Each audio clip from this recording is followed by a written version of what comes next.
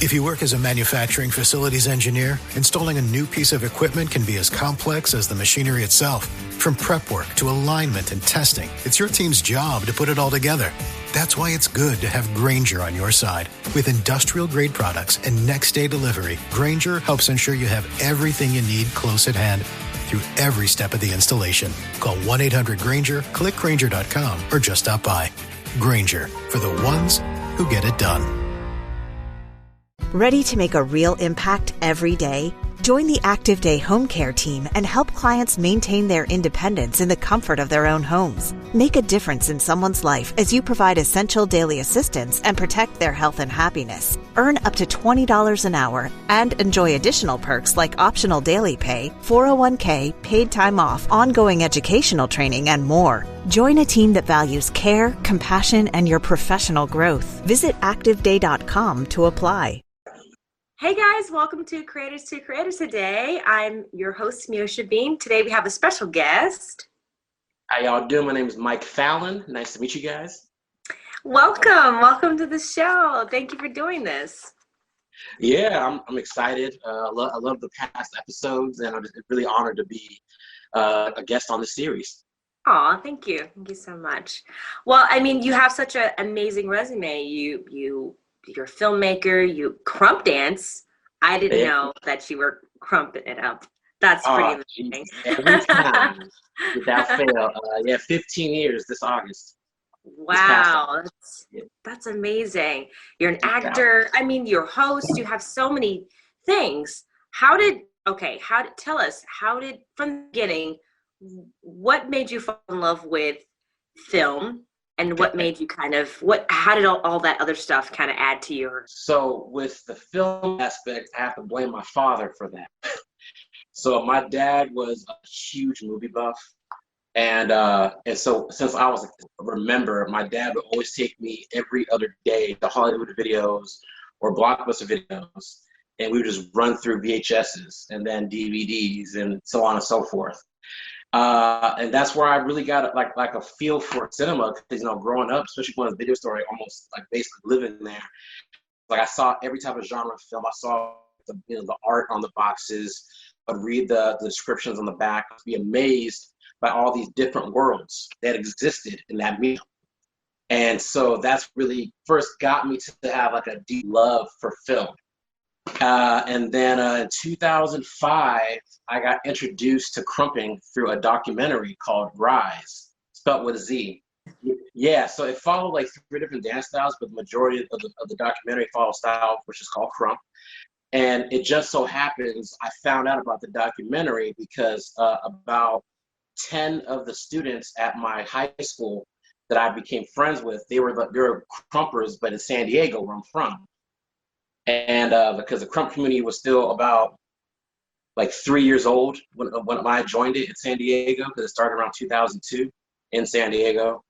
And so through them showing me the documentary and them teaching me how to krump initially, that's how I got into that world of battle dancing, because that's what it is. Wow. It's a street style that came from a battle-oriented origin.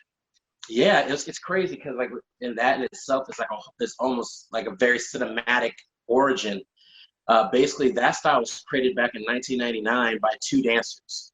Wow. So basically, there was a previous style called clowning, which is more entertainment based, and 2 of the best clown dancers who went by the names Tight Eyes and Big Miho.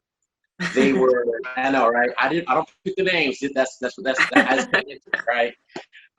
So they were basically trying to introduce more battle aspects into clowning, and the clown dancers were really for that. They're like, well, y'all can just go do your thing on your own. So they did, and a lot of the clown dancers followed them and learned from them, and they left that to become krumpers.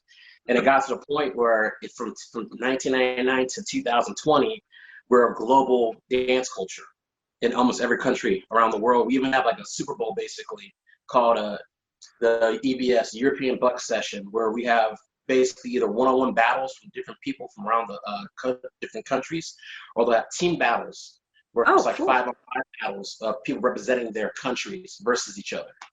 Wow. So what's the prizes? Is it money? Oh yeah, some prizes are money, or so mostly sometimes just for respect, depending on the event and and whatnot. But whoever the organizer is, or what like the terms of the event. But yeah, man, that whole culture was crazy because when I started that, I was 14. Wow. I'm getting old. I'm telling my age now. Uh, and so crumping it, because we used to record each other and put our footage on YouTube back when it first started. So it forced me to learn how to video edit, how to upload, and that's what started, like putting the seeds of filmmaking in my mind. It's like I have to learn how to do this. I got to get the right exposure. I got to get the right balance. I can't mess up the shot.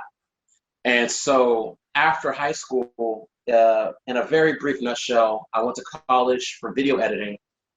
My dad unfortunately passed away from cancer in 2012. Oh, sorry. And it's all good. He was a Christian, so I already know where he's at. It's fine. I'm at peace with it. We had a good relationship, so it's like there's nothing, all of it's well. So we had our time together.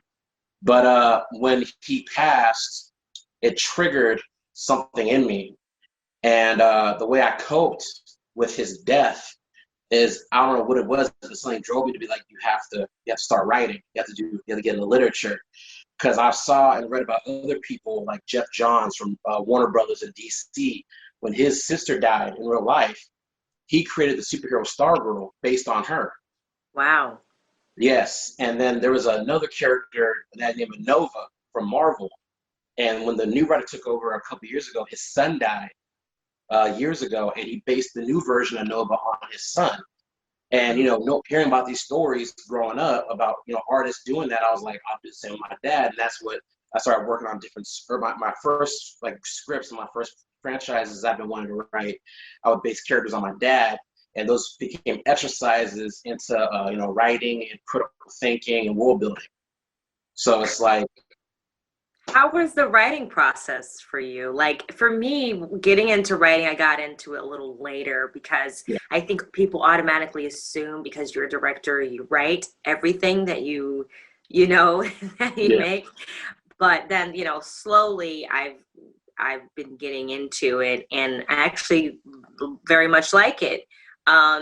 What's your process like? I mean, it's rough coming up with it.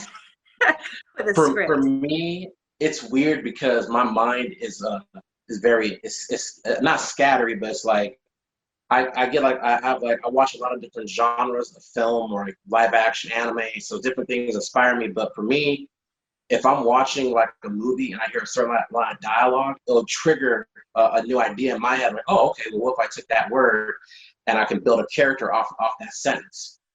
And then I just start thinking like, okay, what's that character's backstory? What's their struggle? What's their handicap?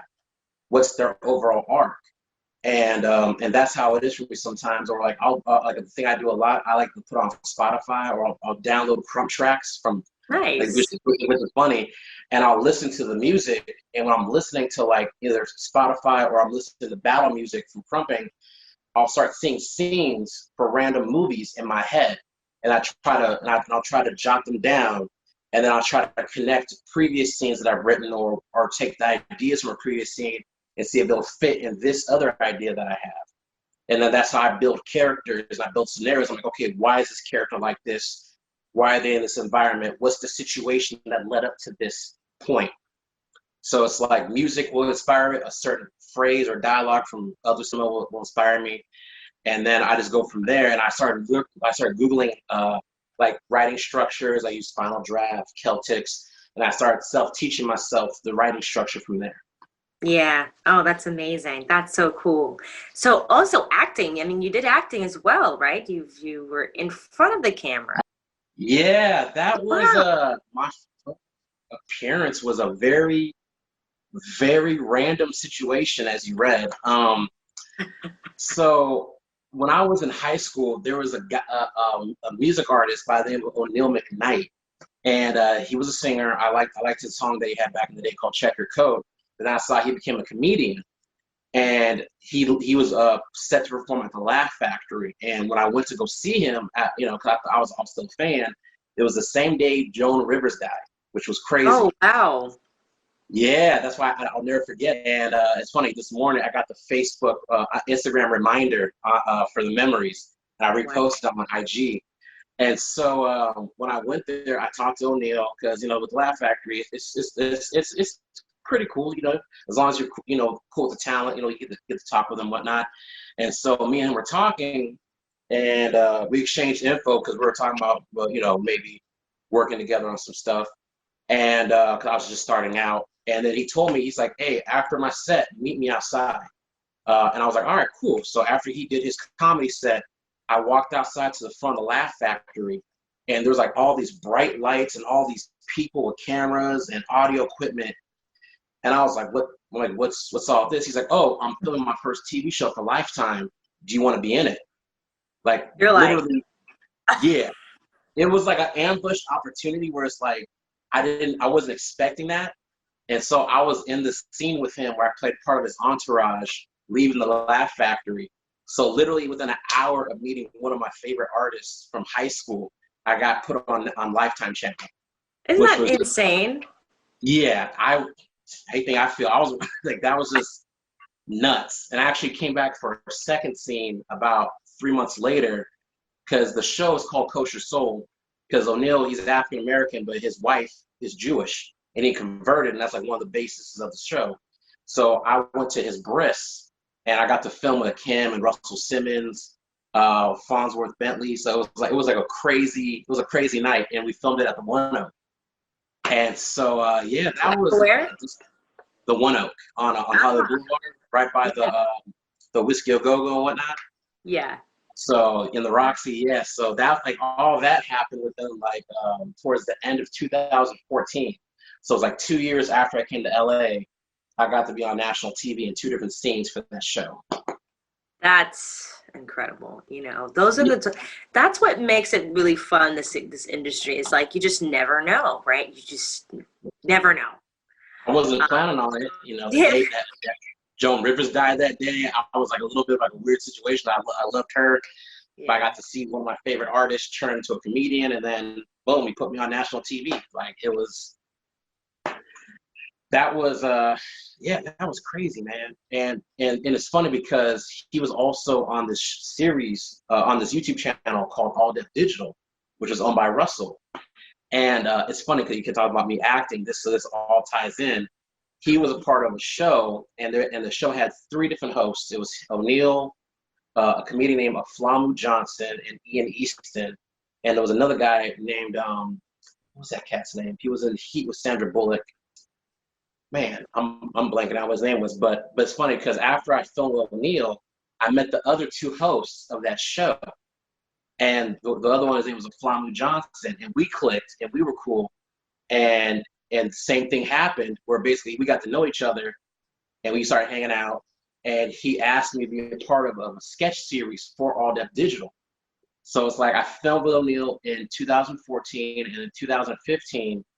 I got to be on a comedy series on All Def Digital called Cracker Jackson, and I played an evil crumping robot named Krump. And the whole basis of that show, I'm not being funny. This is literally, guys, it's like alternative comedy, like Eric Andre. The show is about a white scientist who clones Samuel Jackson, and one of the clones of Samuel Jackson gets free, bites the white scientist, and the scientist gets the powers of Samuel Jackson, hence Cracker Jackson. And I played one of the villain's henchmen, which was an evil robot named Crumptron, and we had a Krump battle to my death on the show. That is hilarious. Yeah, so those were like my first gigs. It's like it was either a celebrity's entourage or I was an evil robot that danced. So, yeah. That's incredible. That's incredible. I mean, like, it's interesting. Like, I think that some people just come so easy for it too, because I think you're just open to receive. You're open, and that is amazing that you're like, yeah, I'll do it.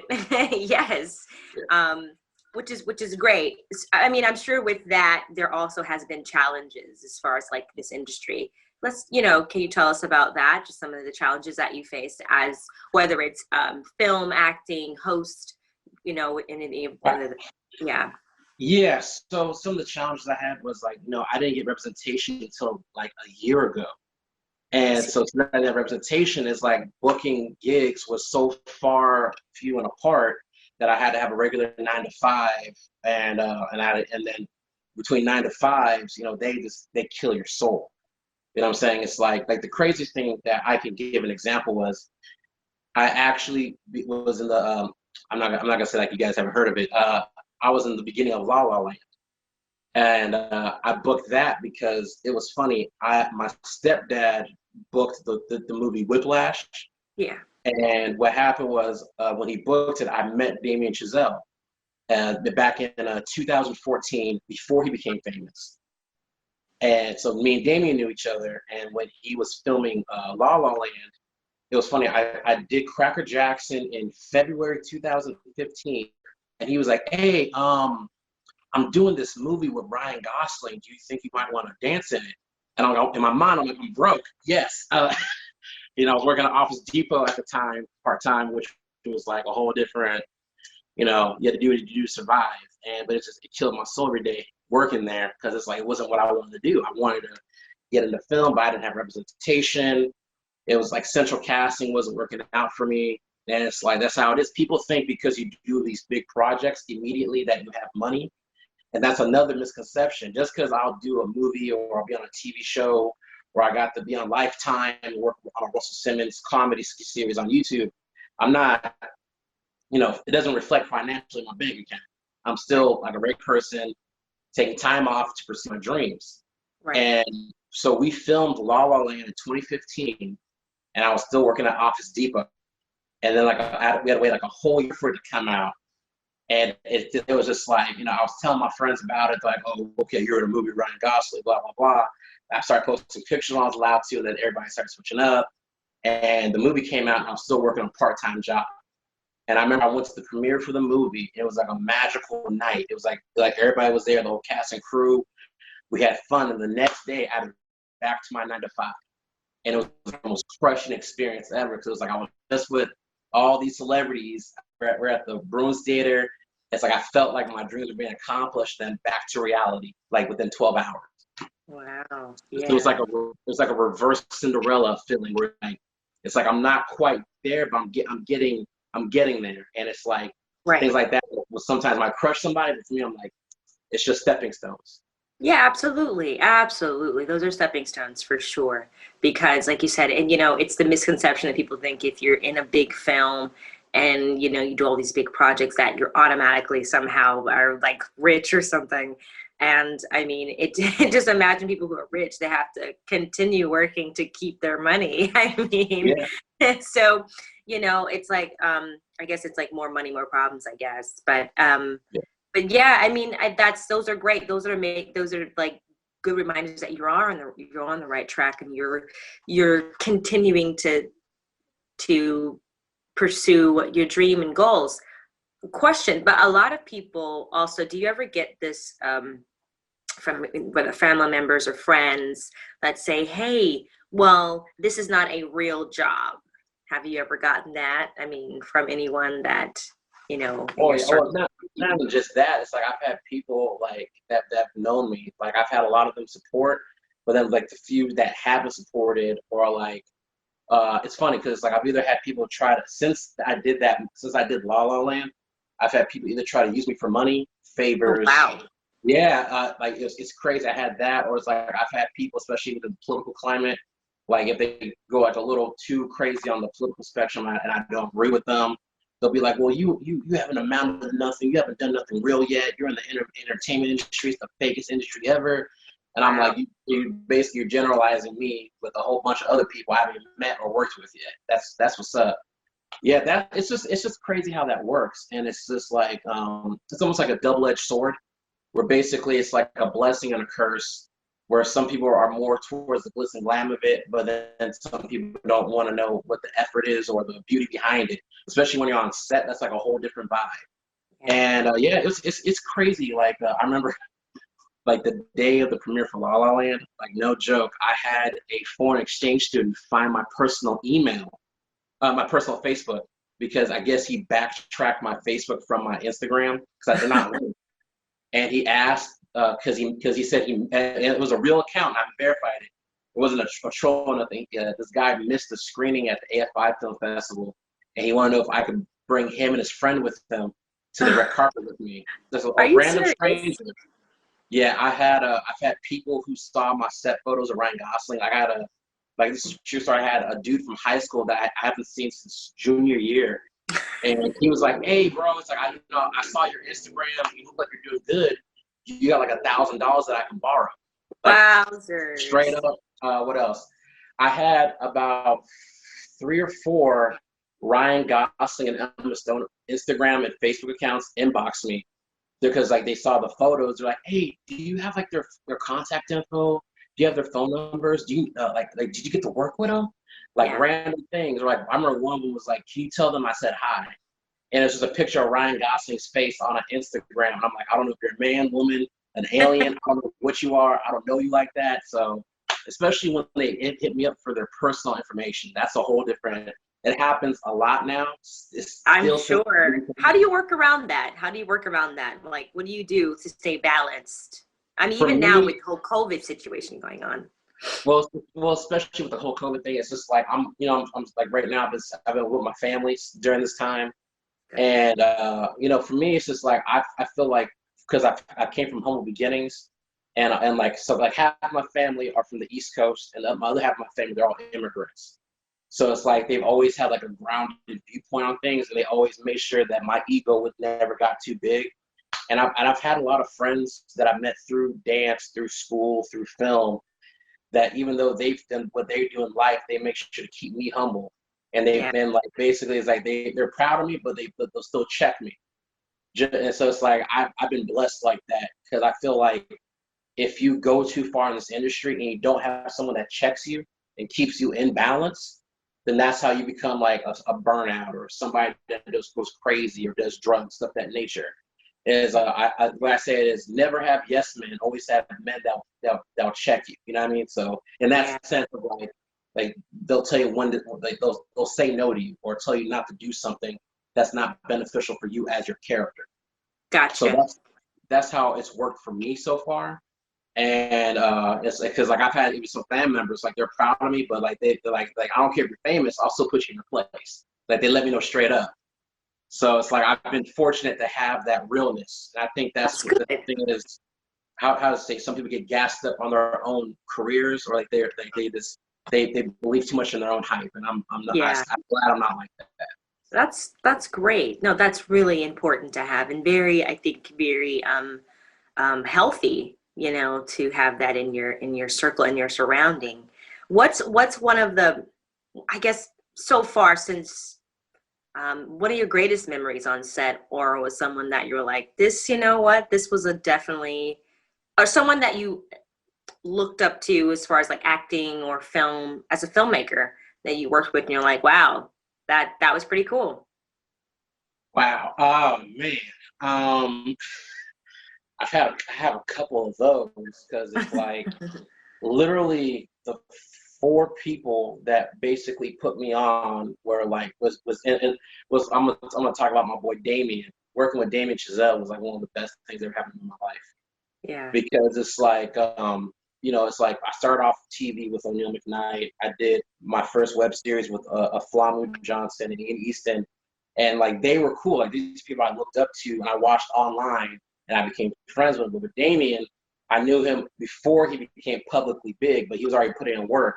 Yeah. And it's like watching him rise was like one of the most beautiful things I've ever seen in my life because so I went to the test screening. Well, not the test screening. I went to the first screening ever of Whiplash. And I remember I was talking to Damien after we saw it, and I was like, "Hey, bro, you're gonna win an Oscar." And he's like, I hope." And like it was like how sometimes with your friends like you try to encourage them, but you might give them like a little bit like tough encouragement. And I'm gonna paraphrase because I don't want to cuss on here, but I told him straight up, I'm like, you're gonna win an Oscar. Trust me, I know you're gonna win an Oscar. But I said it in a very more, informal way. You know what I mean? When you have to sometimes use harsh language. Yeah. Let you know that they're gonna make it. And I told him that. And what happened was after Whiplash came out, I was wrong. He won 3 out of 5 Oscars instead of 1. And I remember, it's funny because I remember I told him that in 2014, and then in 2018, I went to the test screening for First Man. Yeah. And I was there with him. And when I went there, we were at the bar at the Sherman Oaks ArcLight. And he was like, "Hey, man, Mike, I remember when he told me I was going to win my first Oscar."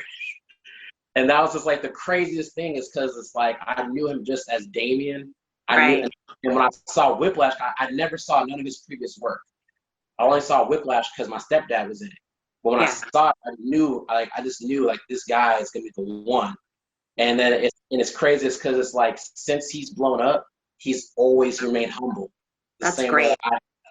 And it's like I thought, that's my boy, and he hasn't changed. The only thing that's changed about him is his haircut. That's about it. But everything else, but it's like he's always kept a level head. He's never let nothing he's done get to him to boost his ego. He's always just focused on his work, and like that's what drives me, is to be like that, where I can be, where I'm making my own path that way, and I'm glad that he helped me with my path by putting me in the ball in. But to see somebody that huge with that many Oscar nominations not let none of that get to him, and he's just focused on the quality of his work, that's my favorite memory with him. Was just that even after all those awards he got, like between Whiplash to First Man, he still remembered my words of encouragement to him. He brought it up to me years later, which was just like, it's crazy because it's like he went from just being my friend Damien to being like Damien Chazelle. It's interesting, right? When someone, I always say, when someone gets, I guess it's called validation for their work, because that's pretty much what it is, right? We're being validated on such a high level of like, this is your bear. But I mean, it's like, it's really refreshing to know that people can just still be themselves and with all of that. Yeah, it's really nice. Okay. What's one of, like, as far as like krumping, because I really want to know who your inspirations are for dance, because there's a lot of krump. Well, I don't know if he's considered a krumper. Keita the Great? I don't think he's a krumper, but he's just one of dance. Just this kid that I've seen, he's amazing. No, I actually met him back in 2014 at World of Dance San Diego. Nice. I met him after the video went viral. I've watched him since he's still a kid. I've watched him because before he blew up as a solo act, he was a part of a dance crew called Art of Technique back when he was like 8 years old. And like they were even going viral back then. And for me, with krumping and dancing overall, it's funny because I was never I appreciated dance, but I was never a dancer until I was a krumper. Nice. And with krump, it's like there's so many people that came before me, because I started in 2005. It started in 99, so there was like a whole generation of krumpers before me. But inspiration-wise, man, it's crazy, because it's like in our community, we used to have this thing called the Krump Kings, and there used to be like men and women who were like the top of the food chain. And people like a guy named Enforcer, unfortunately, just passed away this year. He was one of my inspirations. It was him, another guy by the Krump name was Psycho, because I'm a big dude and he's a plus size krumper, but he's krumping out. Yeah, trust me, but his is way more articulate. But yeah, people like that. People that I saw that looked more like me, body image wise, and moved like Cindy, and like that's what got me to get on my foundation. And I don't know if you've seen my battle footage. I see some of your stuff. Yeah. You see, like it throws a lot of people off though, because some people say I dance skinny because of my speed. And, no, I mean, I'm like, it's pretty amazing. And I think krump too is like you're releasing like all this like energy, and just like, I mean, you're getting all the frustrations out of the week. You're like, you know what I'm saying? I think it's amazing. Well, yeah, because it's a creative outlet, and that's what it was created for. Because when it was made back in '99, not only did Tie Dyes and Miho make it to be its own dance style, it's also as an alternative, a place to release. Because I think that with krump, it's the same thing as a hobby or as it's an outlet. And at first it was purely for, like, it could have been for emotional release, but also with Krump, just like the same thing with being like at work or being in the Boy Scouts, or let's say or like being like an Avenger even. It puts you in a place where you have to be around other people. You learn about you learn people skills, communication, teamwork. Right. And it's not even just about beating another person on a dance level. It's about building yourself up as a person, but you learn these other skills that you can take into the real life. And it's funny because it's like, if I didn't learn Krump, I wouldn't have been on All Def Digital. I wouldn't have Krump in La La Land, which was crazy because it was me and it's funny. My friend Aaron, his Krump name is Deuce. He was a Krump king. I used to watch him on DVD, and it's funny. Me and him are both in La La Land together in the same scene. That's crazy. Because what happens is, in the opening scene, I'm one of the freeway dancers, and I come out of the moving truck in all red, and I start crumping, and then I stop. I let them go into the choreography, and then Deuce comes in after me in all yellow, and he starts crumping. And it's funny because we were the first two people ever to represent Krump in an award-winning movie.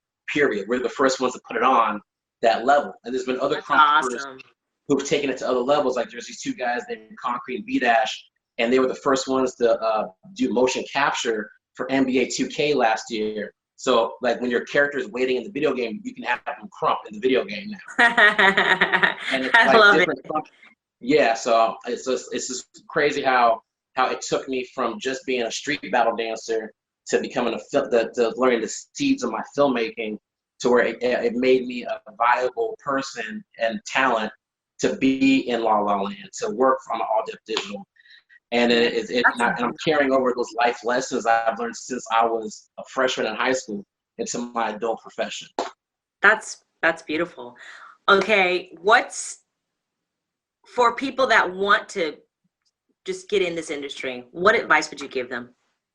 All right, first of all, the thing is, people have this misconception that they need to unlearn, that you need a $500,000 camera. You do not need expensive equipment. The thing that people forget about this industry, it's an industry that was founded on creativity, not expensive pieces of tech. So if you want to start out, what I recommend is this. Use your phone. All these cell phones have a camera on them. It's basically like its own little editing studio. You can get like a little editor for $5 a month. That's what I do sometimes when I have to edit on the go. Basically, you need to learn the basics of this industry. You need to learn how to film, what you need to make a film, which is basically just like, if you want to start off the bat today, use your phone, make sure your lighting's on point, make sure you start out with like a 1 minute scene to 5 minute scene, think of a scenario, do some quick world building, and then if you want to be in front of the camera, show your range. You want to be behind the camera, do your work, due diligence, and research specifically what you need, because Google's free, Bing is free. There's search engines, and there's YouTube. YouTube is like a free college. You can Google, how do I make film? How do I do lighting? What lenses do I need? And then once you start learning the very basics of how to make a film off your phone, build from there. Buy a mirrorless camera. Then from there, buy a cinema camera, like a Blackmagic. You can get a 4K camera for $1,200. If not, like I said, do a mirrorless camera. You can get a Sony for $700. If not that, just use your phone. First, learn how to even film before you're trying to spend all this money, because you can have a Red Epic, like a $50,000 camera, and the thing you film is going to be crap, because you didn't put no time into the quality of the story, into the quality of your acting. You don't even know if you can act. You don't even know how to do the lighting, how to do the settings. You need to know the very bare minimum basics of how to make a film, and then you build your way up. Don't rush. Don't sprint. You're going to take baby steps. I had to learn this the hard way too, because I did my first short film back in 2018. I did a DC fan film, and so for me, that was like my first time like getting actors together. I wrote it, I co-directed it, I co-starred in it. And the one thing I lacked a little bit, because I really had limited resources, was the lighting wasn't the complete best as I wanted it. But I learned from there, and I applied that to my next projects and stuff of that nature. And so that stuff like that, it's like I I got the team together. And another thing that you need to know, if you're going to be in this industry, if you can't learn everything, find friends or find people that know what to do. Like for me, my strengths are writing, acting, dancing, and so on and so forth. I'm not great at lighting. I'm not great at being a sound guy. I'm not great at being a camera operator. But I've met people through this industry that are great in those fields. Because people also need to know is if you're going to be an actor, it's not always about you. An actor is nothing without a casting crew. Right. You know what I'm saying? It's about the team. It's not about you. It's not, even though you're the subject, you need to respect the process. You need to respect the people behind the camera. You need to work together. Because I've had to deal with some actors already on some of my other projects. Oh man, and yeah, that's a whole different episode. Yeah, I know what you mean. Yeah, and it's just like I understand that people have a dream, but don't let that dream turn into an ego and an attitude. Yeah, Because the one thing you need to do too is be humble in the sense of these are people that have jobs just like you. You're the talent, that's cool. You want to be a writer, that's cool. Director, that's cool. But as long as you respect your crew, then everything works together because there's no I in team. It's a real thing. When there's an I in iPhone, that's cool for you. But I'm talking about as a film, you need to have somebody that does the lighting, writing, filming, editing. You have to respect the process and respect people. Because if you don't, you won't go nowhere. And like I got to where I am right now because I met people, I showed them genuine respect. Right. And I was cool with them, and that's where I got to where I am. I didn't know I was going to be on national TV. I didn't know I was going to be all Dev Digital. I didn't know I was going to be in La La Land. I didn't plan all this stuff. Like this stuff just happened because I just so happened to have certain talents, and people got to know me and see what I could do. What are you working on right now? Like, is there anything that we can like look out for that you're going to be putting out soon, or? Yeah, right now, it's funny you asked that. I am working on a new quarantine dramedy that we were putting out online called Boxed In. I helped co-create that. Boxed In basically, it was co-created by me, Geechee Gamba, and Matthew Fonston. Like I said, it's a coronavirus dramedy. Basically, it's like in the same vein as Living Single and Friends, but over video chat where you follow the lives of a group of 5 friends. And you see each episode how one of the 5 friends' lives have been challenged or changed due to the coronavirus. Yeah, it's been crazy because we've already put out 2 episodes online. We've had Selwyn Ward on the show so far. He was the first African American to play the Red Power Ranger in the Power Ranger franchise. We've had some other guest actors coming up in some of our newer episodes. We have Jay Washington coming up. He was in Spike Lee's Chirac. We had Cyrus Arnold. We've had people like Kelvin Taylor. We got an up-and-coming creature actor and a dramatic actor named Jerome Tucker in the series with us as one of our guest actors. So it's been pretty crazy just building a whole show over Zoom in quarantine. Yeah. And you know, that's been its own challenge, you know, trying to get the schedules together, make sure everybody has the right Wi-Fi, right cameras, everything. Just coordinating with everybody because it's like you can't be near nobody at all. So it's just the logistics are a bit of a headache, but it's worth it. And we've been blessed with a great cast. Man, like I said, man, I'm just glad that when my life's been working. I've been really blessed to have people that have been there for me, and especially with our cast. I want to give a shout out to Corey, Maya, Paris. Those are the other main actors of the series. They've been killing it every episode, putting that time and effort with us to build this series from the ground up and flesh out these characters. So it's been crazy, and that's what I'm working on right now. If anybody wants to check it out, just Instagram, YouTube, Boxed In. All right, awesome. Well, congratulations on that, and just congratulations on everything in your journey and everything that you're working on, everything you're going to be working on. We'll definitely be watching you. So thank you so much for coming on. It was a pleasure to have you. Good. All right, guys. Well, that's it for this episode. Until next time, live, love, laugh. Bye.